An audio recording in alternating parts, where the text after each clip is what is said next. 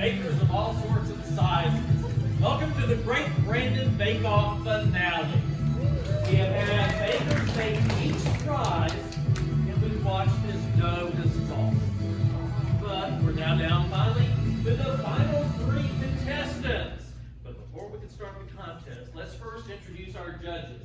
Our first judge has years of experience in showcase pastry and has written no less than 7 cookbooks on bread alone. It is none other than Leah Bradwell.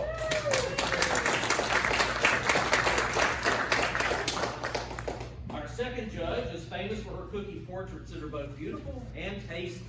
Prue Bakley.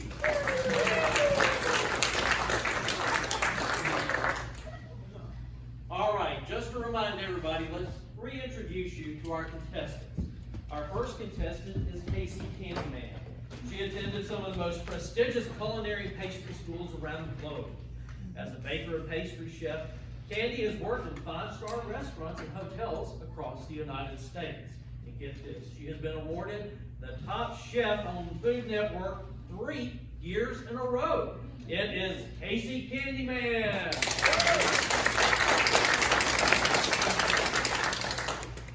Now, baker number 2 plays by her own rules. She decided after graduating from high school that cakes would be made her way, or indeed the highway. She is a feisty rule breaker that kicks tradition in the rear. She listens to rock and roll while working.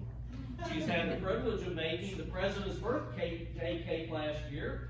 Now, the caterer just wanted, a mock-up of the White House, but no. She made a full-size cake of the president himself. It is Annie Bakerman.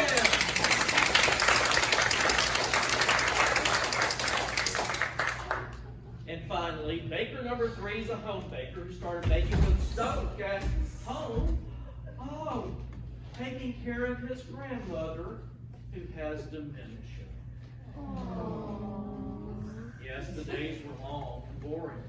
So he started pulling out cookbooks, ordering ingredients online, and soon discovered that he had a flair for tasty treats. So much so that he opened a home business that has been relatively successful. Now, before you worry, he has left his grandmother in the care of his siblings while he has been with us these many weeks. Now, please welcome Thomas Babel.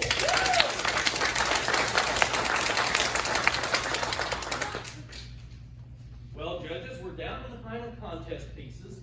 Each baker is going to introduce his or her cake to you, and then you get to make the decision of who is the next Great Brandon Bake Off winner. Thank you. Today we are looking for the best of the best from these bakers. We want to see precision with a multitude of techniques display the skill set of each individual baker. We are not looking for an ordinary cake. We are looking for absolute perfection in flavor and in fondant. The flavors not only need to be unique, but delicious. Absolutely correct, Leah. We want to see unique pieces that taste like heaven and look like beautiful works of art. Skill set is important, but for me, a cake that shows what the baker was tasked with doing is the most important thing. I want to see them shine in their pieces. And they should taste delicious. Oh, unique flavors are lovely, but not a must. Traditional flavors that are done to perfection are a great choice as well. All right, then. Let's start with contestant number 1. Casey, please describe your cake to the judges. Thank you. Now, my inspiration comes from my love of travel. The thing that is the same regardless of where you are going or who you are with is that travel requires luggage of some sort. So I designed a 3-tier cake composed of different sizes of luggage and carrying cases.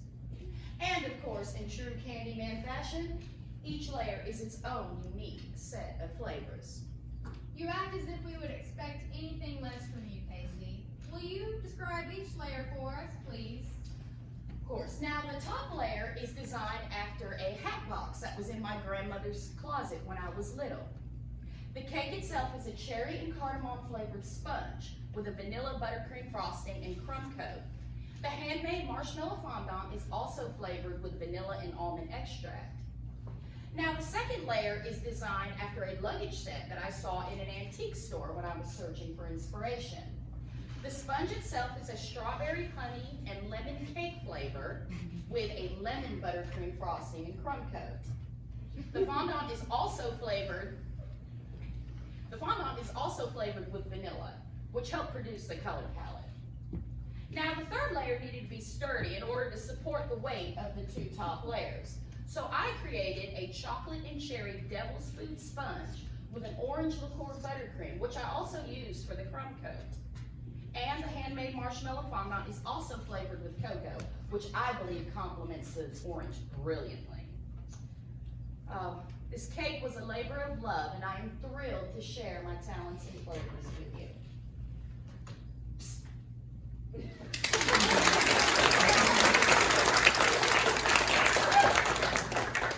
Now, I have created sample plates for each of you so that you don't ruin my piece by cutting into my layers. And before you say anything, I had these approved with the producers.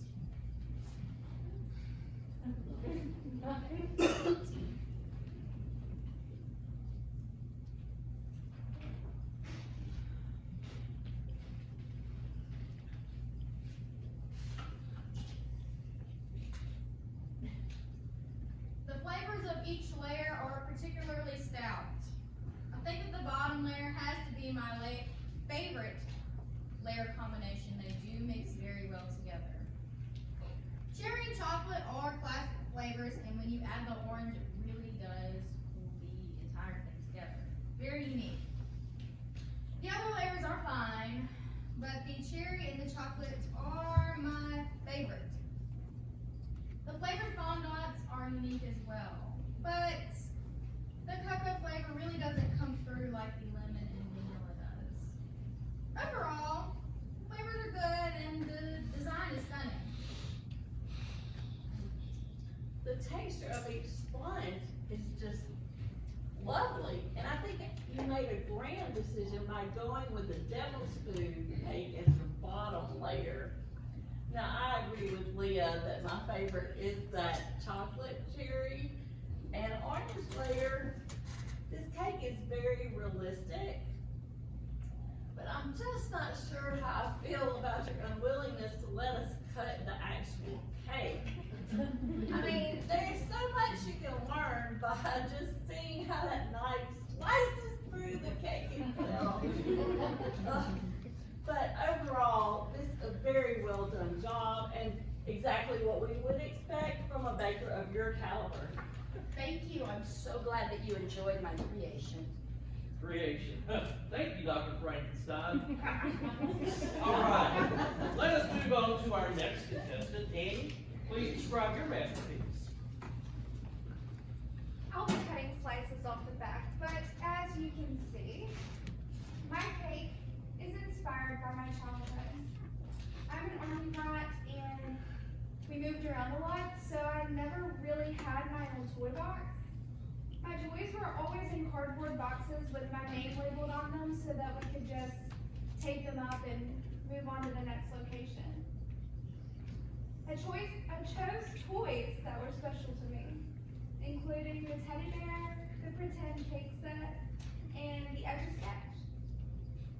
And I chose flavors that were reminiscent of my childhood, flavors that brought me joy. The largest box should make you think of a delicious, filling breakfast. I made a maple bacon sponge with a blueberry compote for layering, and the icing is mocha and coffee chocolate buttercream. The middle cake is a pineapple sponge with bits of candied pineapple sprinkled in between, and coconut rum buttercream for the icing. The whole cake should make you think of the non-alcoholic pina coladas that my mom would make for us on our new night in a new town. And the top layer, that was my brand's recipe. It's a carrot cake. And I used vanilla buttercream. I actually actually use part of the bean itself to get the color of the cardboard box to come through.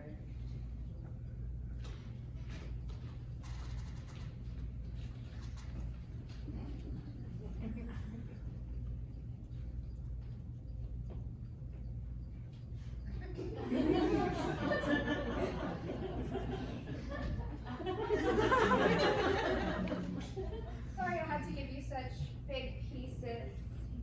My cake was so big, I couldn't just make a small slice.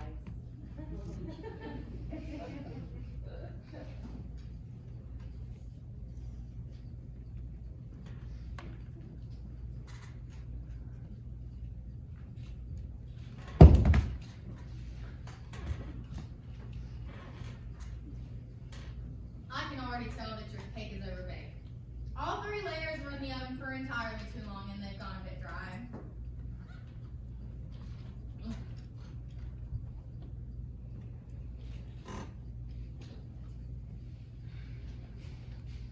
Well, your decorations are amazing. I can tell that they were a labor of love. Your flavors come through and I get the idea that you were going for with each layer. The bagel baking cake is absolutely delicious. I think it's my favorite of the 3. I'm not really a fan of pina colada,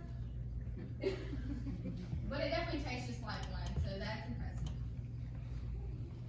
Overall, this is a great effort.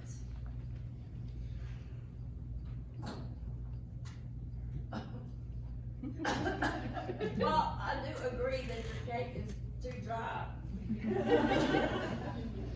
Even the carrot cake is too dry and crumbly.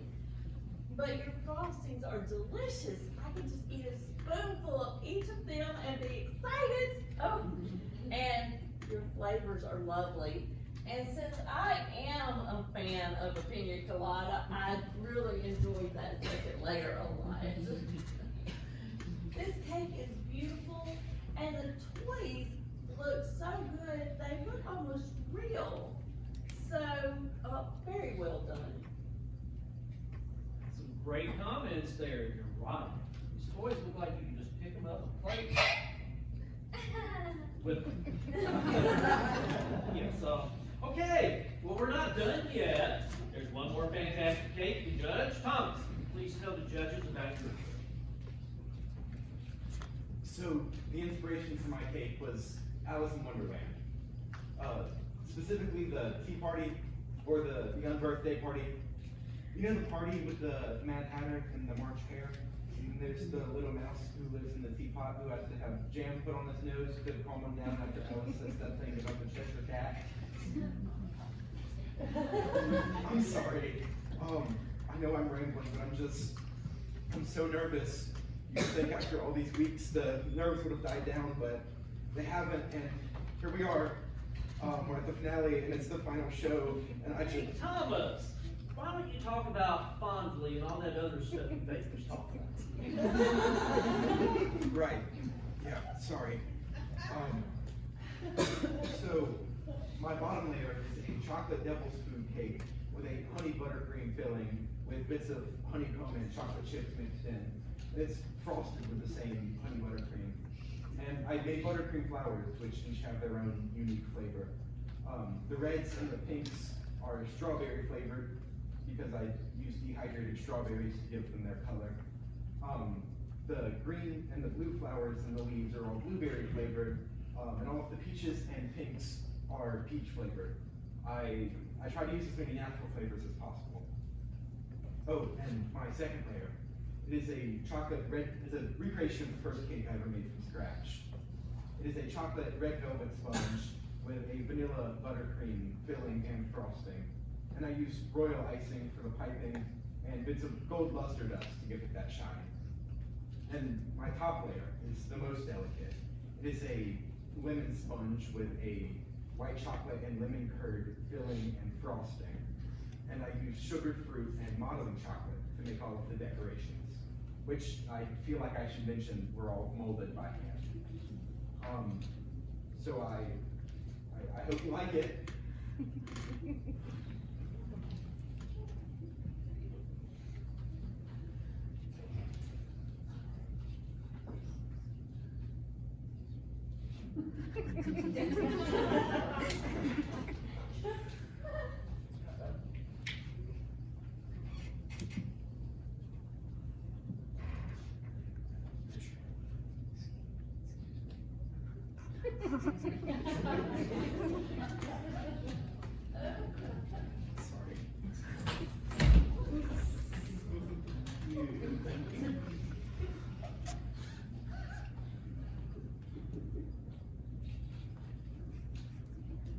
Thomas, how long have you been baking?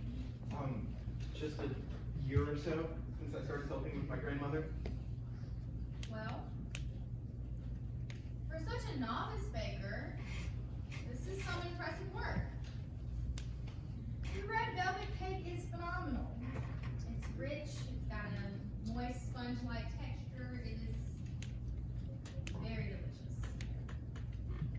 It's as if you've been baking for a couple of years.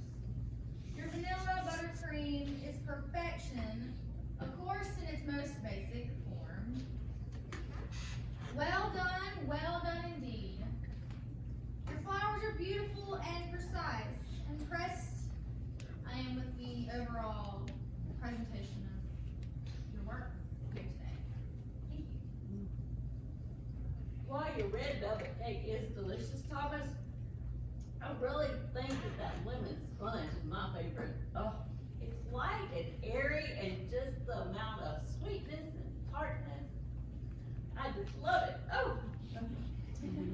Now, your flowers are beautiful, and I love the concept of the tea party. I kind of wish you'd done something else from the novel, but I understand that your main focus was the tea party. So overall, very good job. Well, all right, some great comments on all three cakes. Now, judges, you have your work ahead of you. We'll let the judges debate for a little while, and then we will announce the winner.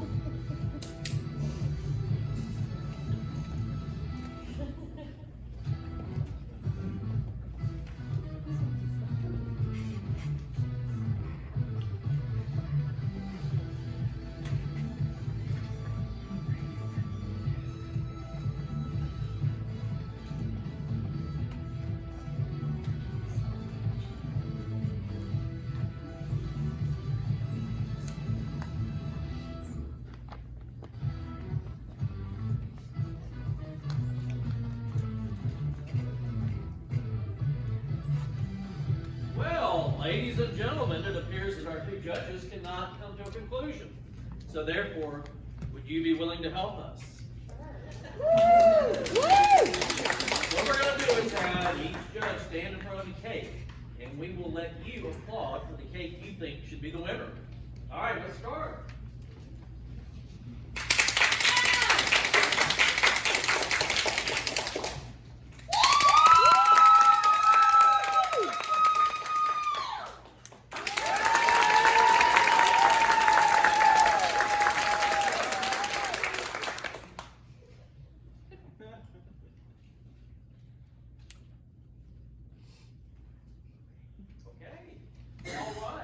Between the judges' expertise and your enthusiasm, we think we have determined a winner. Leah, would you mind doing the honors? Yes, thank you. And the winner of the Great Brandon Bake Off of 2023 this year is, can you give me a drum roll, please? Thomas Bagel.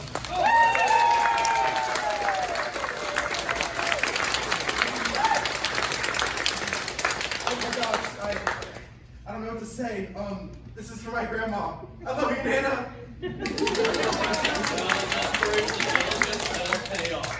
Now, be sure to nominate your favorite baker for next year's competition, because they might be the next Great Brandon Bake Off winner. Good night, everybody!